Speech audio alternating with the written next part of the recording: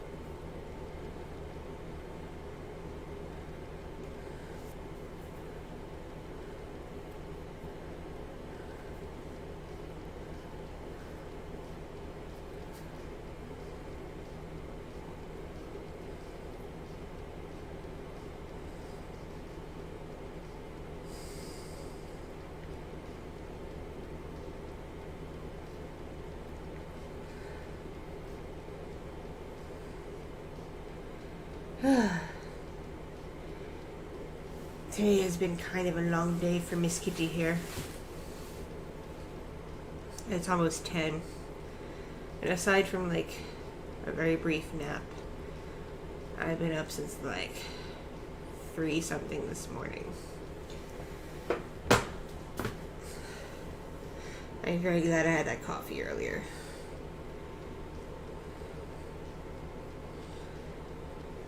But that is to say, I'm probably going to wind down the next 10 minutes or so, because it is getting late for me.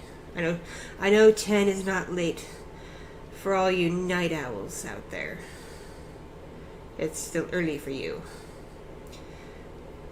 But for me, because I get up at weird times, it's pumpkin o'clock.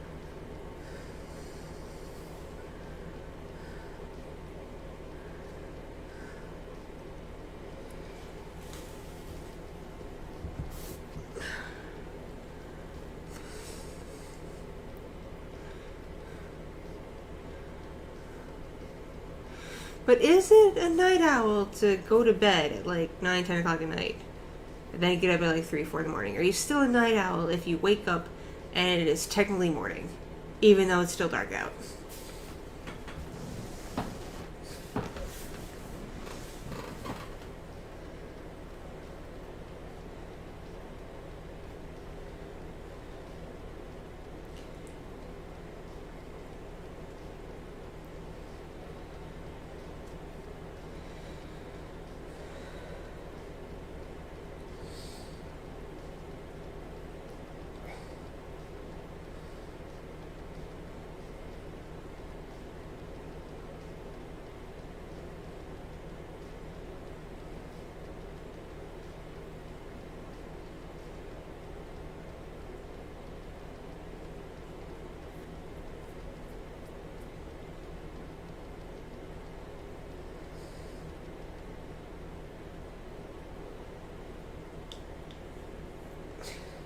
See, that I'm not a night owl. I'm just like a very awkward early bird.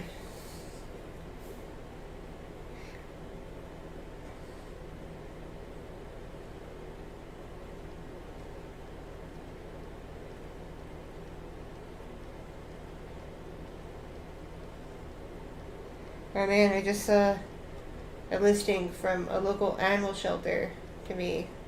They have a hedgehog, and his name is Knuckles. He'd better get adopted, because that's awesome. Someone adopt Knuckles, please.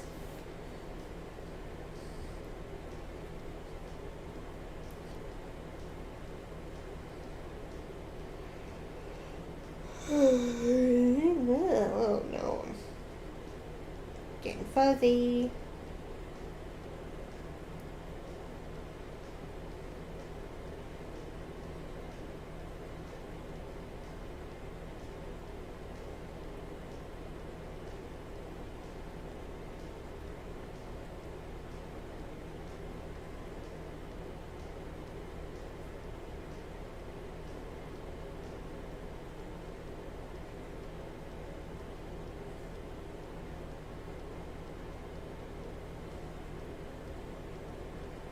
Well, yeah, I'm up tweeting things at like 4 or 5 in the morning because that's when I wake up.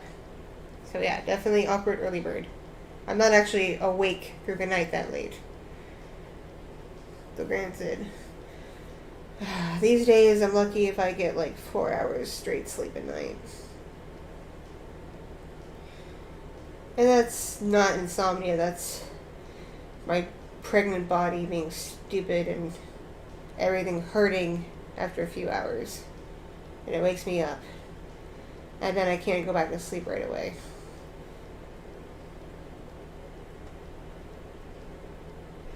Like, I've only been able to sit at my desk these last, 3 hours or so.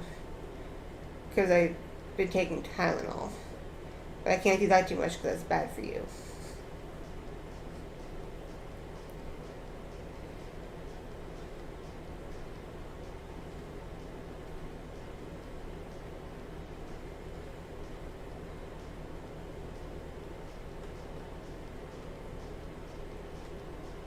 Oh, it's all good, Tammy Brown. It's all good. Unfortunately, I'm probably going to head off pretty soon because I've been on for about 4 hours. And, well, in today's streaming culture, that's not a super long time. For me, it's getting late.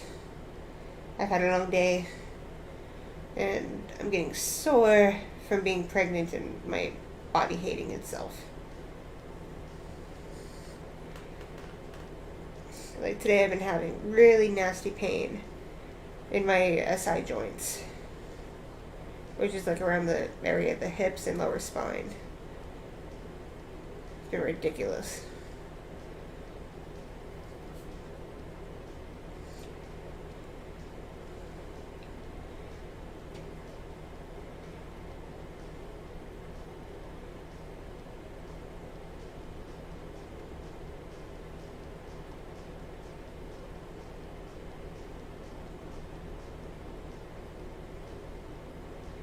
I wish they made like a belt that I could like wrap around my hip area and had some way to like push into the SI joints to like put everything like together.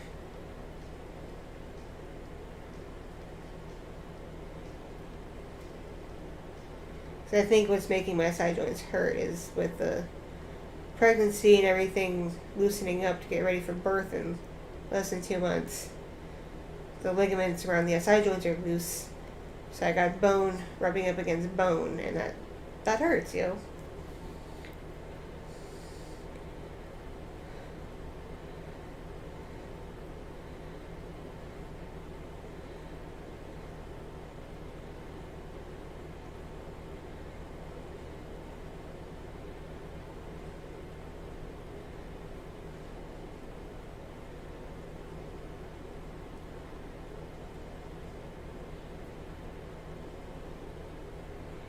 I mean, talking about the F-35, one of them crashed at a base in Texas yesterday. Not a nasty crash, like the pilot ejected and he was okay, but it still crashed.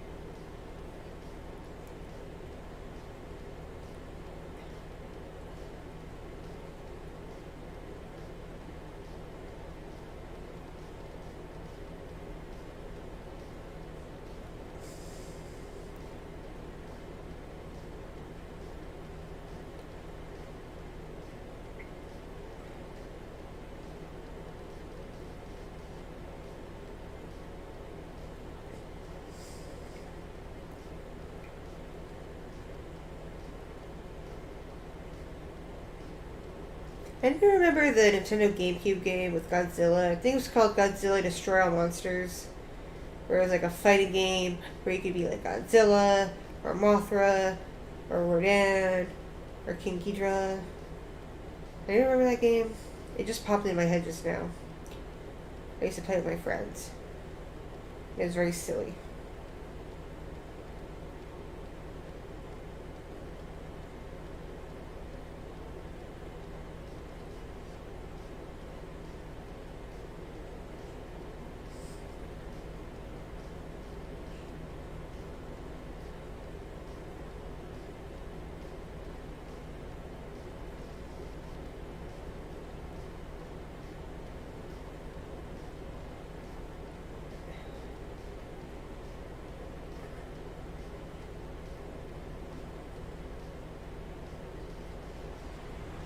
Oh, thank you, Tin Man. Appreciate you.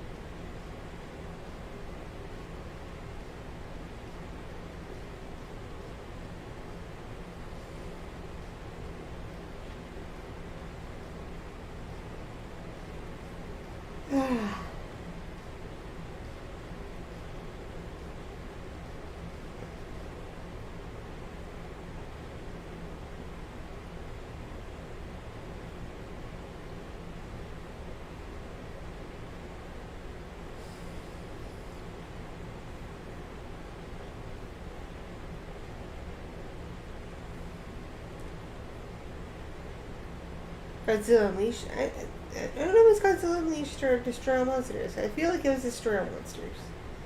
Because that name really just rings a bell to me. But again, I could be wrong.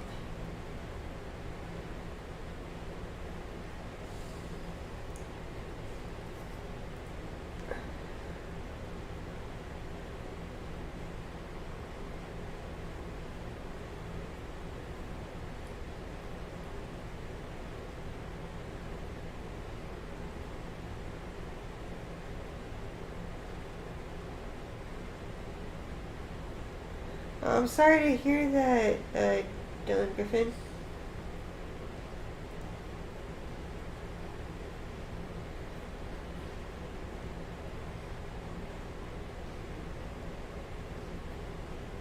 Catch you later, Cameron Brown. Thank you for coming by.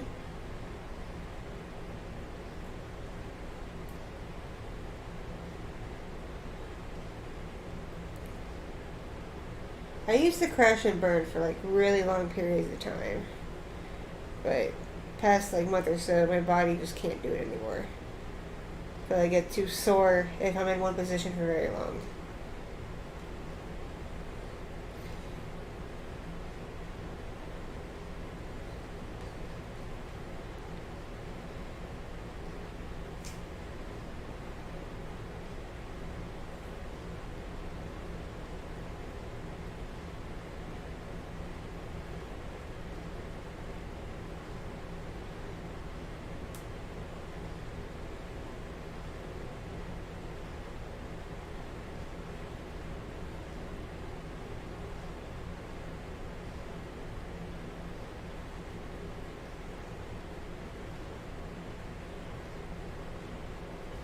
Well, I hope you feel better soon, Dylan. I really do.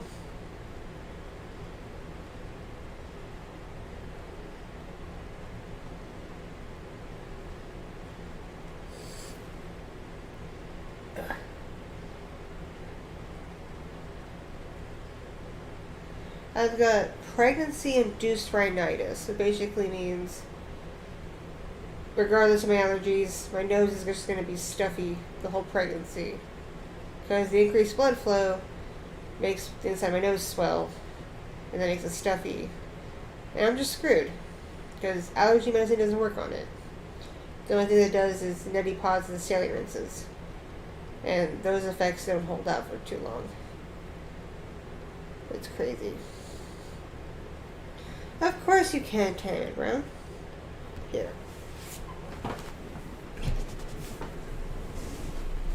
Kiss you, mama. Kiss you, mama. Ada, ada.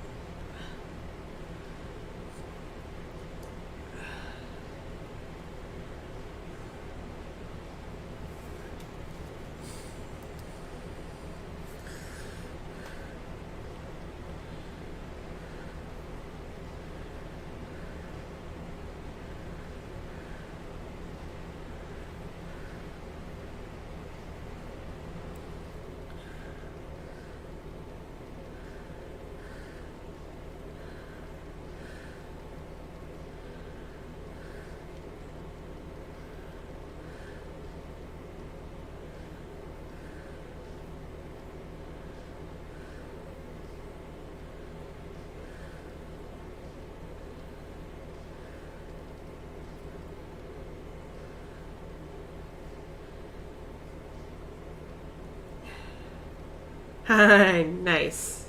Yay, tingles.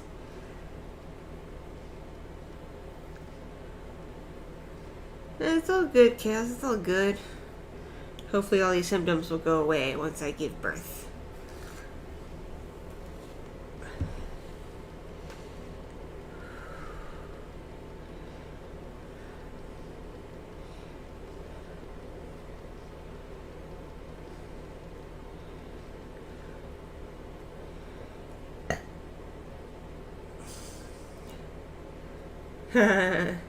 He's not good at singing, unfortunately.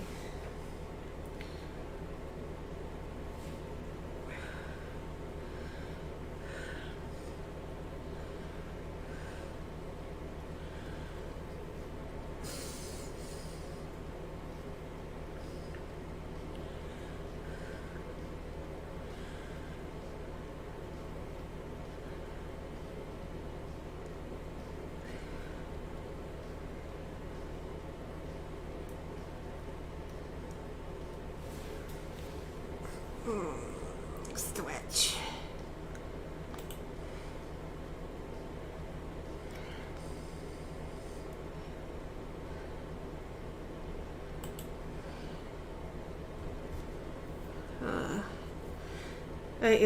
Kind of pains me to do this, but because we're having a good time and all, but it is after 10 my time, and I've been on for 4 hours, and I'm starting to get a bit sore and uncomfy. And I've got to do some chores and wind down for sleep soon. Oh, what's my conjuring schedule like for the future? I don't know. I have no schedule planned because it just really depends on how I feel. It depends how tired I am. It depends on my stomach. And it depends on how much sleep I get because my 2-year-old hasn't been doing that great at sleeping and keeping me up. So I got no idea, but my doctor does want me to start winding things down in January to mitigate stress and keep my blood pressure in check and whatnot. So we'll just see. I'm playing everything by ear, basically. Sorry I couldn't give you more of a concrete answer.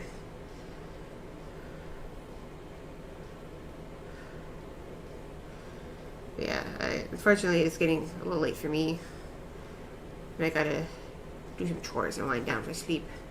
And my back is starting to hurt from sitting in this chair for 4 hours. Yay, pregnancy. But thanks everybody for coming to hang out. Thanks for the lovely chat. And vibing and everything. Y'all are awesome. If you like streams, join me on Twitch, on Orky's Twitch. I try to go live every Wednesday and Thursday evening. Albeit it's not that long, but only a couple hours, but still, if you like streams and want to talk to me, I'm on then. Or you can always find me via Twitter, Discord, or email. I'll try to get back to you in a timely fashion. And if you're on my Patreon, you can always reach out to me on there too. I just don't recommend Patreon's DM system because it's very inefficient with notifying you when you get messages. But I do try to keep people updated on my status on there too. So thank you everybody for joining me. Love you all. Stay awesome. Mwah, mwah. Ada, Ada. Yeah. Ada, Ada.